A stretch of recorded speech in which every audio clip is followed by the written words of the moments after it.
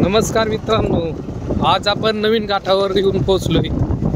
बैल घाट असं म्हटलं जातं आणि या घाटाचं नवीन काम चालू आहे, तुम्ही पाहू शकता. तर आपण काय ठिकाणी बीजारोपण करणार या ठिकाणी घाटाच्या आजूबाजूला ओसाड ठिकाणी. चला तर जाऊ आपण पाहायला घाट. बऱ्यापैकी वळण दिसतात इथं पुढं. एका ठिकाणी थांबतो आम्ही बीजारोपण करण्यासाठी. पुढच्या साईडला तुम्ही पाहू शकता वरसुबाईचा परिसर आहे आणि वरसावणं आहे या साईडला मागे. चला तर थांबू आपण इथं, पाहू नक्की कसं बनवलेलं आहे घाट. आणि बऱ्यापैकी घाटाचं काम झालेलं वाटते मला, पण गाड्या जाते नाही एक अंदाज वाटते. थोडं काम अपूर्ण असणे शक्यता आहे पुढं. पहा खाली तांबेगाव आणि तांबेगावच्या काही वाड्या आहेत, तुम्ही पाहू शकता.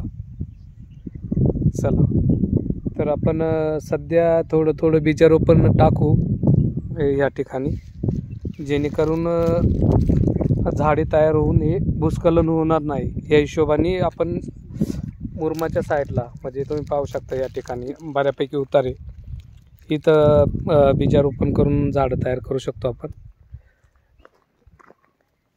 पहा आजूबाजूचा परिसर पाहू शकता तुम्ही. आणि सध्या आम्ही गाडी इथपर्यंत आलेलो आहे. झाडे पण बऱ्यापैकी बाजूला दिसतात इथं.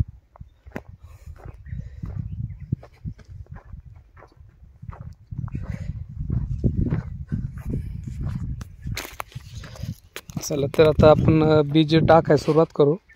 आणि सध्या बऱ्यापैकी इकडे झाडं हिरवीगार दिसतात. पाऊस आताच कालच होऊन गेलेला आहे. चला तर आपण बी आता थोडं टाकू. सध्या बावा ही वनस्पतीचं बी, म्हणजे शेंगांचं बी तयार केलेलं होतं आम्ही. आता थोडं आजूबाजूला टाकू, तुम्ही पाहू शकता. बावा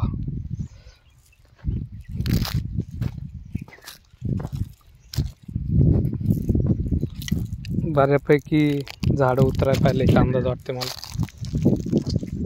पाहू जेव्हा ह्या घाटाला आम्ही येऊ त्या टाइम कधी आलो तरी आम्ही बीजारोपण थोडं करू शकतो. धन्यवाद.